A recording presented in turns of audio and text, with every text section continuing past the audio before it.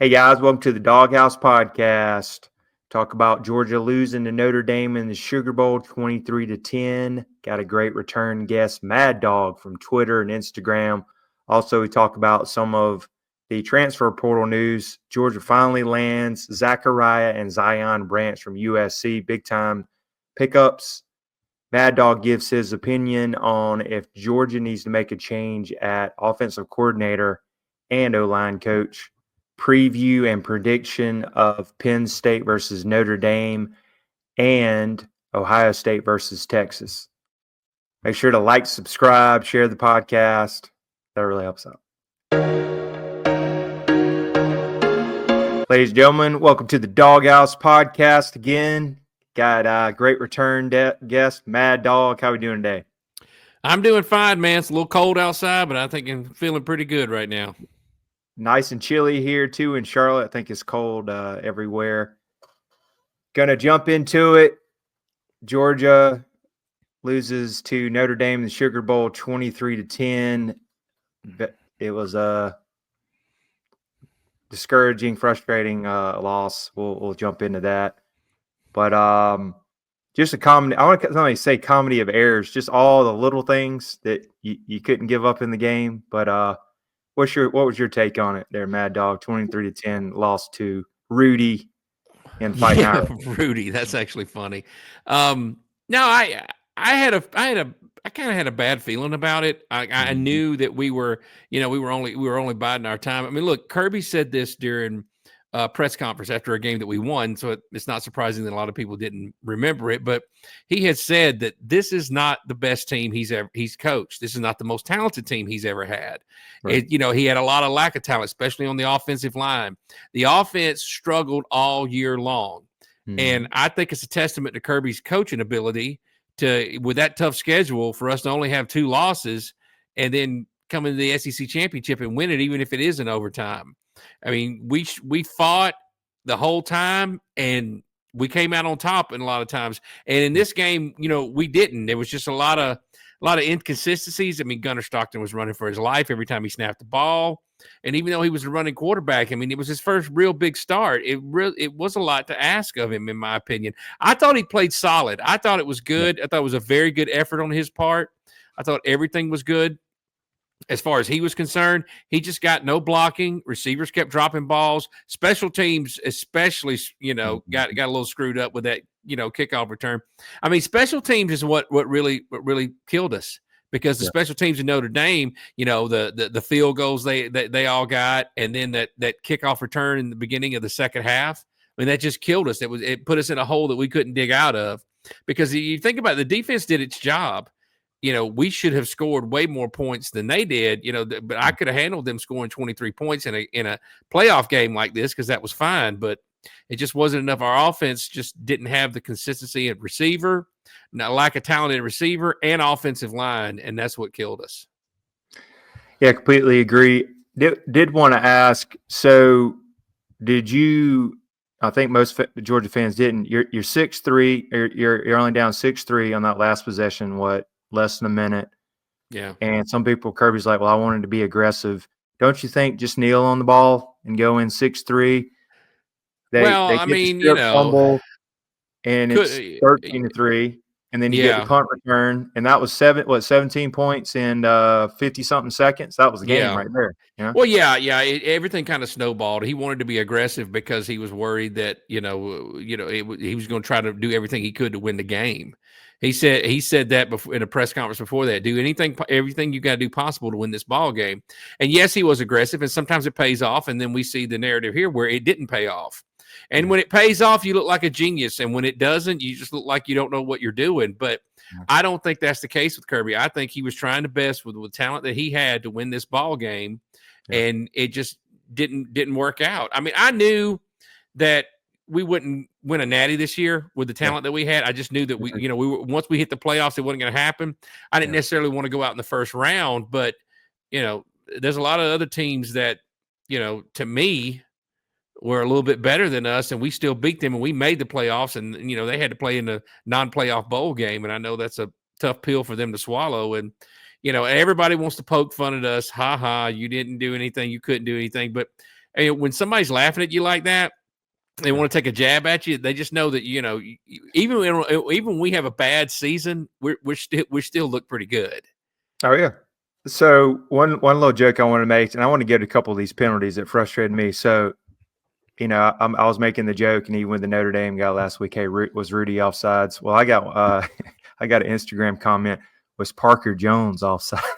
Oh my God! Well, I think what do you think about that call? That made me so mad. Like, give him a warning. That was 15 yards. Yeah, first and 10 on the 11. I mean, that there were so many things that was going on. Officiating this year, period, not just in this game, but the entire season was terrible. I agree. I don't know what was going on with officiating. There's sometimes where it looks like there was a player. Well, during that game, one of our wide receivers looked like he was practically getting mugged. His shoulder, you could see his shoulder pad. And you're like, you're not going to call pass interference on that? You didn't see that, if you pull somebody's jersey over their shoulder pad, that should be a flag. And it blows my mind. Like you said, he bumped into him. Okay, the referee got a little upset. The kid was standing out there, and he he was running along the side, and he hit him, and he got hurt, and he got his little feelings hurt, so he thought to throw a 50-yard penalty instead of giving him a warning. He acts like that kid went out there and took some brass knuckles and just clubbed him right in the ribs or something. Exactly. I'm like, wait, what did you think he was doing? He was just excited that he caught the ball and he was going to make it. That could have been a touchdown drive right there. Exactly. That's and what it was taken away. Slow-mo where he's running, and he got hit, and he's like, I know. He looks like he was so mad that he just threw the flag out of spite. Exactly. And sometimes I know we're not talking about baseball, but I see a lot of umpires do the same thing in baseball. They get their feelings hurt about certain things. They throw people out of the game. Sometimes I think a little bit of this power with referees, umpires, and everything else, it gets to their head. It does. And it's a problem. And they, something really they need to reel these guys in and tell them, you should have gave them a sideline warning instead of taking away that whole drive. And then what? All we got was a field goal out of that because that was that first drive. Yeah. And that was, that could, I mean, it didn't cost us, it probably didn't cost us the game in the long run, but the score would have looked better. Exactly. Things could have changed. Then you never know. Like maybe you're up 7-6 or whatever it was at the time, 10, I don't know. And then maybe you're not aggressive. And then you don't, anyway, it's just like little things. We're not complaining. And then how about another one, the 4th and 1, where they jumped off sides and they ran the punt team. Well, that was all kind of weird. Maybe Kirby got out coached, but. Yeah, well, I don't know if it's got out. I get where people say he got out coached, but the fact is, when you haven't seen anything like that since Little League football, where you just put 11 on and 11 off, where everybody changes all. I've never seen that. I don't know if you've ever seen that, but to run, I mean, I know you're supposed to get substitutions in there, but they ran everybody off the field and everybody else out, and you could tell they had practiced that because to me, you have to pull tricks like that to beat Kirby Smart. Because you're not, because I think that's what he thought. We've got to do something that nobody's even thought about doing. We'll go out there and think we're going to go for it, and then all of a sudden, boom! Next thing you know, we run 11 on, we run 11 off, and then everybody's confused, and our guy leans off sides. And truth be told, it looked like one of their wide receivers moved, but there again, they could have been a false start on them, but they didn't call it that way. Yep. And then all in all, the defense did do well. I mean, you only held Riley Leonard to 15 or 24 for 90 yards. I mean, if you would have written that in the stat sheet, you get the win. They shut down the Love kid. He was banged up. I mean, what did he get? 6 carries for 19 yards. Yeah. And then the fact is, what we couldn't do all year, we couldn't run the ball. 29 carries for 66 yards. And I agree with you. Gunner didn't lose the game, but he did what he could. And that was big shoes to fill. And then the drop passes. It was just all the warts came back to haunt him again, Yeah. I mean, and even if we'd have beat Notre Dame, I don't know if we could have gotten past Penn State or I agree. I don't know what would have happened. I know we definitely wouldn't have beat Ohio because I'm going to go on the record right now. I think Ohio State is winning it all right now. I'm with you, man. They're hell on wheels right now. They're running through people. I mean, when you get hot at the right time, I know a lot of Ohio State fans would have rather them got hot when they beat Michigan because they didn't want to lose to them 4 years in a row. But that's the one thing I know some Ohio State fans, and they all say the same thing. If he wins the Natty, that's great, but he still should have beat Michigan. Oh yeah. And then going into the game, you had the incident with New Orleans, which is terrible.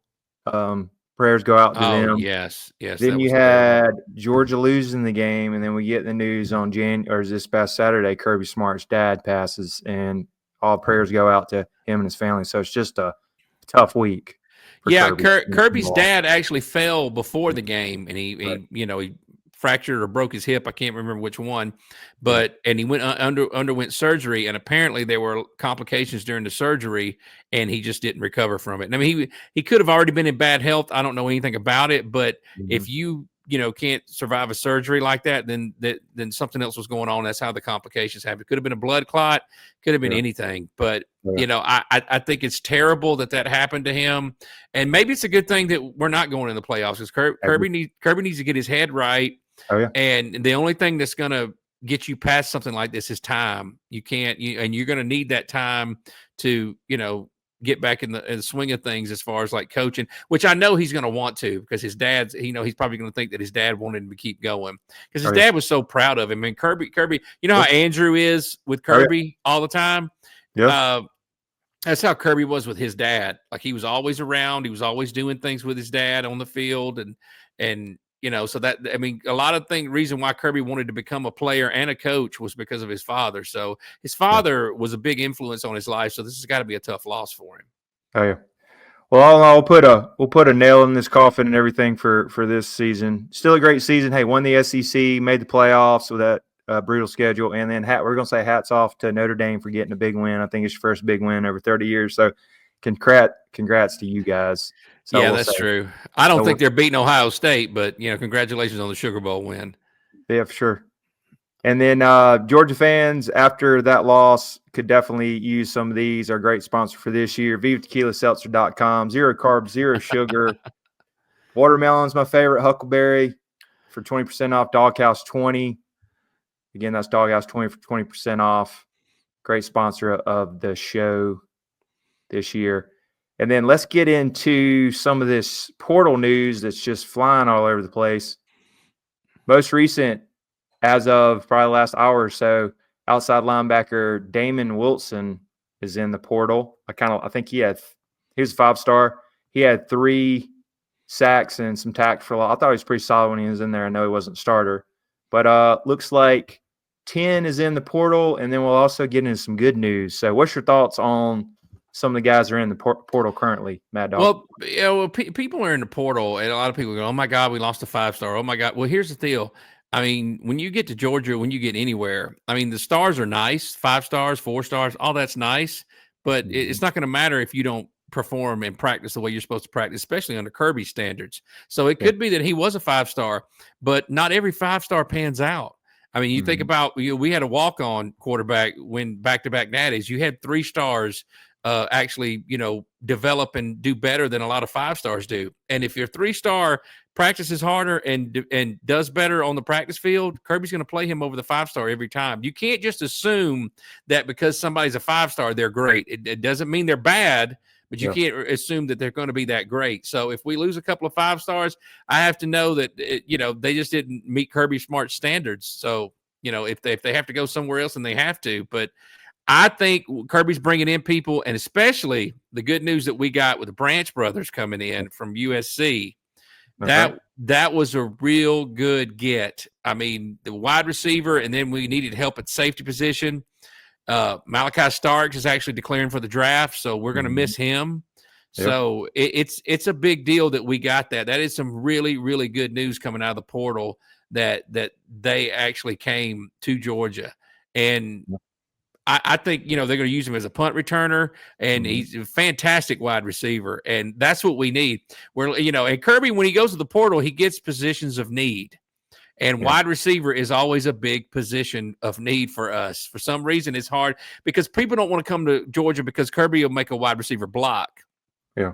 And a lot of wide receivers just want to run and catch the ball. They want to showcase. They want to be in the spotlight. They don't, they're not in the run block. But with Kirby's system, you're going to have to block. Right. So, it is what it is. And if we can't recruit them, then you get them in the transfer portal. But offensive line, we recruited very highly with that. We're going to need to because, in my opinion, Matt Luke left the cupboard very bare because he didn't want to recruit as well. And now we're paying the price for it now, as you can see with this season, because there's sometimes where it'll like anytime, whether it was Beck or Gunner, whenever they hike the ball, he's just running for his life. I mean, it takes nothing for him to come through. And, I can understand that coming up, on a blitz, but every snap should not happen like that. And it was happening more times than it should have. And Kirby did address that during this recruiting cycle. Yeah, completely agree. Yeah, again, that's Zachariah Branch and Zion Branch, brothers coming in from USC. So Zachariah Branch had 43 catches for 503 yards and a touchdown. He also had a good freshman year, so that'll be some added depth. And do you think it's going to be a good chance we get Colby Young back with his whole issues? And then who do you think maybe will be your number one, your go-to guy? Or is he going to be in the portal on the wide receiver side? Well, Colby Young was a good guy until all that stuff happened to him. So it could be him. It could be him. Could be the new young freshman wide receiver we got coming in. Because let's be honest, those freshman wide receivers are doing fantastic. That I know he hit the portal, but Ryan Williams with Alabama was great. Mm-hmm. I mean, and Ohio State's got a freshman wide receiver. Some of the best wide receivers, Jeremiah Smith. Some of the best wide receivers we've seen this season were all freshmen. So it could be that new freshman that Kirby's bringing in, or it could be one of the Branch brothers, that's coming in off the portal. I don't know. It's hard to tell, but the fact that he's getting depth in that area, and for God's sakes, catch the ball and hold on to it. We were like number one in drop passes this year. That cannot happen again in 2025. 38.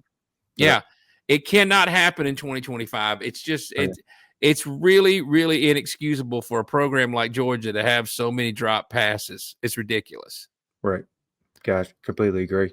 All right, got some hot take questions for you. Let's get to the nitty gritty here, Mad Dawg. I know you're ready. So first off, is Gunner Stockton going to start and be the number one guy coming in, or do you let it be more of an open spring where you got Puglisi, you got the other kid Ryan in the 2025 class? Yeah. Or do you think it's going to be Gunner Stockton? You don't think Gunner Stockton show after Sugar Bowl? Well, I mean, yeah, a lot of people want to put their eggs in the Gunner Stockton basket, and that's fine if you want to. I mean, he very well could be the guy, but I've heard way too much from Ryan Puglisi, and too many people have talked about how great he is. And we didn't get to see him in the spring game because he was hurt, and that was very disappointing because I really wanted to see him because I usually go to every spring game. Yeah. So we didn't see him this year, and they just saying the way he picks up on it. And, everybody was a big fan of Todd Monken. Everybody agreed that they loved him as an offensive coordinator. Well, Todd Monken went out and told Kirby that he handpicked this quarterback and said, Ryan Puglisi is good. He's phenomenal. He's great. And it's just that we haven't seen anything out of him because he was hurt. But I've heard way too much about the way he practices, the way he picks up on the offense. And I think that's the reason why Rashada is actually, transferring out is because Puglisi was named backup from Gunner during the Sugar Bowl. And I think that ticked him off, and that's why he left. But, I mean, it would not surprise me either way if Gunner or Puglisi was the starter. If Puglisi beats him out, this whole offseason, then guess what? Then you're going to see him out there starting, on August 30th. So I'm excited either way. But I also think we need to make some changes in the coaching position on the offense. I don't think that I don't like Stacey Searles. I mean, it's not that I hate the guy. I just don't think he's a very good. Like he's too inconsistent the way he coaches. Like sometimes the offensive line will look phenomenal, and then sometimes it's just it's like, did you guys forget what you were doing? Like what did you do during the week? He didn't want to. It's like he doesn't want to practice right. I think we need to get there. And everybody, there's a lot of people who hate Mike Bobo, and I was backing him up, and I was trying to be positive about him. But there's a lot of times it was just unimaginative. And I'm not saying that Mike Bobo is the problem, but I also at the same time don't necessarily think he's the solution either. So we're going to have to figure out if Kirby wants to keep him. And maybe he learned his lesson and realizing that just because he's your buddy doesn't mean he's going to be the right guy for the job. Right. I've heard a lot of rumors about who we might get, but I don't want to say. I don't know if you've heard anything, but there's always a possibility of somebody we might be coming back to the program. That's all I'm going to say about that. So I'd be excited if we got somebody new, but it's got to be the right person. I just don't want to, go out there and grab somebody just because everybody's pissed at Bobo. We need to make sure you get the right coordinator because that's not Kirby's side of the ball. Yeah. So Kirby has to have a certain amount of trust in that area, because he's a defensive-minded coach. So I'd like to see somebody different because, like I said, Bobo may not be the problem, but I don't think he's the solution either. I take Sam Pittman, pit boss, back in a heartbeat. But I don't know if you want to lose. I take him. Yeah. As far as the offensive line, yes, definitely. I mean, he recruited well, and the kids love to play for him. He was phenomenal. So yes, that in a heartbeat, I would take him back as well too. But is it a possibility we may have somebody else calling the plays?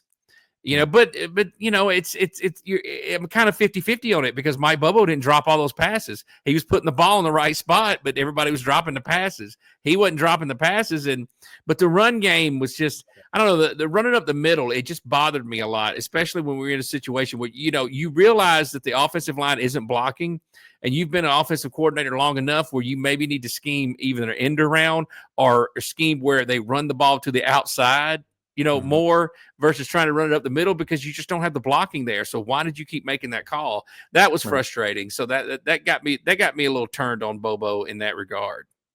One other name I wanted to mention, just because he is bringing a good group in, and then hopefully get the portal. Do you think any changes need to be with James Coley as wide receiver coach? Because they got 38 drops, and that might be a coaching issue. What do you think?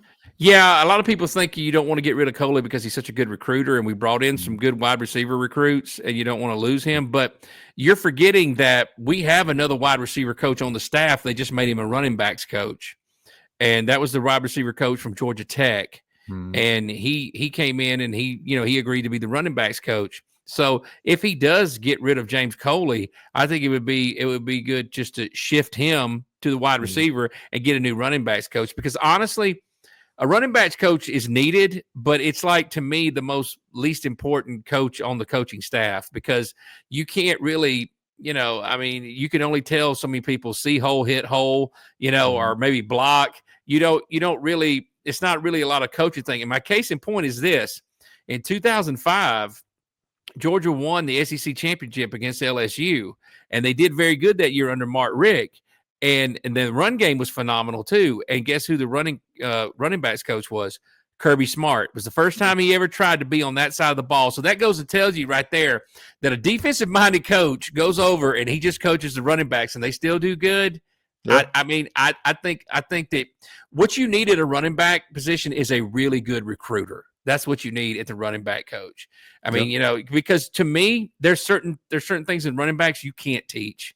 You can't teach the kind of talent they have, the way they cut, the physicality of the way they run. You can't tell them, hey, run faster. That's not going to work. Either they're fast or they're not. Right. So I think that's the situation with that. And I think that when it comes to that, the running backs coach could just be a very good recruiter. If you're going to get rid of Coley, you already got a wide receiver coach on there. Let's see what happens. Yeah, so I agree with that. So just listen to some podcasts and people that are close to the program. So David Pollack mentioned on his that it's already in the works for offensive staff changes. He goes, I've heard it already been looked at. So, I mean, he's close. Yeah. And then, but Brooks Austin, the film guy, if you follow him, he's saying that that's not Kirby's MO. That he hasn't actually made a firing. People usually leave the program since 2019. So that's not his MO, but I got a feeling something needs to change. I think Kirby. Well, yeah, you're right about that, Kurt. It's not Kirby's, I think he'd really have to be absolutely, livid for just absolutely say, hit the road, you're fired, get out. Yep. Kirby's usually the kind of person that usually says things like, you need to find another job somewhere else and move on. Because he'll always make sure that whoever he kind of doesn't want around anymore has an opportunity to go somewhere else. He's that way. He's that way with the transfer portal too. He just doesn't throw those kids out and says, you're not going to cut it in the program. I don't care if you're 4 or 5 stars. I don't care how highly you came in here. It's not going to work. He always tries to find a landing spot because that's the kind of person Kobe is. So if somebody's going to take, I thought about this. You know how Muschamp Muschamp said he was going to take a step back and he wanted to hang out with his son and whatever. It wouldn't surprise me at all if Bobo could say, you know what, I can be an analyst. I'm going to take a step back. Somebody else is going to call the plays. I mean, it's possible he does that instead of just absolutely telling Bobo, you can't stay here at Georgia anymore. Because I don't know if Bobo wants to coach anywhere else. I don't know what he wants to do. His health isn't that great because remember he had heart problems at one time. So he could go that route and just say, hey, you know what? My health isn't that great. I want to be an analyst. I still want to be a part of it. I want to be in the room when we come up with a game plan. But somebody else is going to call the plays in 2025, which would be fine with me. Yeah, completely agree. And then on the defensive side of the ball, I wouldn't mind seeing Muschamp get involved even more. I think those last couple of games, the Texas game, SEC championship game, and this one, he was down on the sideline. You can see the improvement. Yeah. So I say, hey man, give him full reins again. He is a phenomenal defensive minded coach. He's not a very good head coach, and that happens to a lot of people. I agree. But if you want to have somebody on defense coaching your team, you want Will Muschamp over there. And it would make me thrilled if he said, hey, I want to come back. I want to be more involved with Glenn Schumann. Let's get this thing going. The defense, I would not even worry about it if Muschamp came back. It's the offense that we were really, really struggling with. Drop passes, offensive line not blocking. Just that's what we were struggling with a lot this year. So the offensive side of the ball needs more attention to me than defense. But, like I said, we'll see what happens. If Pollock says it, then I kind of believe it. But you're right. Kirby's not just going to fire somebody. He's going to make sure they've got a landing spot somewhere else. Yep, completely agree. Another name that I heard that might get a look at on the defensive side, maybe Dante Williams, because they kind of struggle a little bit of step back in the secondary. I've heard his name, so we'll see. Yeah. And if there's one position that if I was working for Kirby, I would never want to coach, and that's the secondary because that's Kirby's baby. That's what he played. That's what he coached. That's what he coached. I mean, if he put any position, a coaching position under a microscope, it would be that one because no matter what you call, he's just going to say, no, don't call it like that. To me, that would be the one area I'd be like, nope, I don't want to be a DB for coach for Kirby. I just do not want to do it. Yeah. Completely agree. And then real quick, Mad Dawg, since we do have the playoffs coming up, we got Penn State, Notre Dame, and Orange Bowl, and then the Cotton Bowl, Ohio State. And Texas. Texas, I don't know what. And I believe it's like Notre Dame -1.5, and then Ohio State -3. So anyway, real quick, what's your picks on that? We might have the same. I mean, Texas may match up pretty well, but I mean, let's face it, they had Arizona State took them to overtime.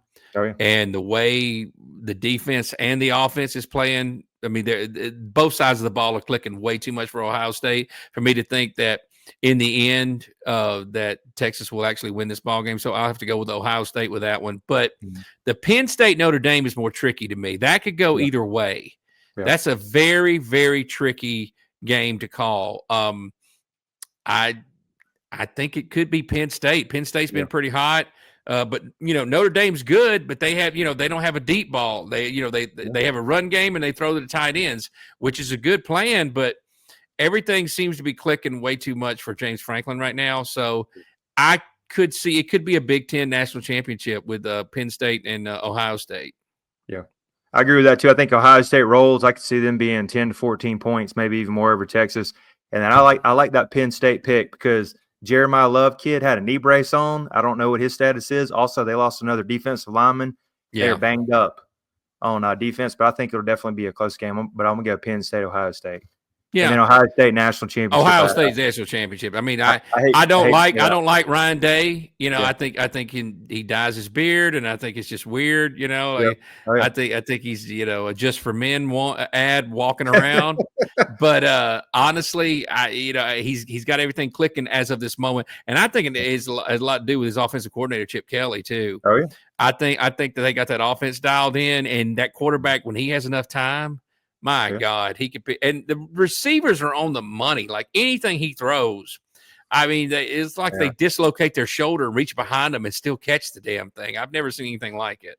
Exactly. Yeah, completely. But they're rolling. That Jeremiah Smith kid is scary. He is awesome. He's great to watch. Yeah. And then Mad Dawg, how do we follow your content? You were definitely growing here, got over 2,000 followers. Also, he's got another doggone podcast. How do we follow your content on Well, Facebook? you can follow me on Twitter at Mad Dawg 19, which is shown here. I'm on Instagram. I got a Facebook page too. And you can find me with another doggone podcast on Spotify. Yeah, man. Follow that. He has great graphics. He does Mondays. Thank goodness Fridays. He's got great thank God graphics. it's Friday. I do that. I do those. I come up with a lot of things. I enjoy being kind of artistic with the graphics and everything. So it's interesting. That's actually how everything started with me with the Twitter following was all the graphics that I did, and everybody was a big fan. And now, once you reach a certain status on Twitter, you just got to kind of keep it up. He's also a returning multiple winner Golden Shoe on Dog Nation Daily. With yes, Adams, right? I won the very first Golden Shoe, and I don't know if they do a count, but it's probably I've won the most, honestly. There you go. He's the man. He's a legend. I appreciate that. Yeah, man. Check out Mad Dawg. Also, his podcast is great. He's going to have some great guests coming out on another doggone podcast. So, yeah, appreciate you coming on again. And if everybody's still around, make sure to like, subscribe, share Doghouse Podcast.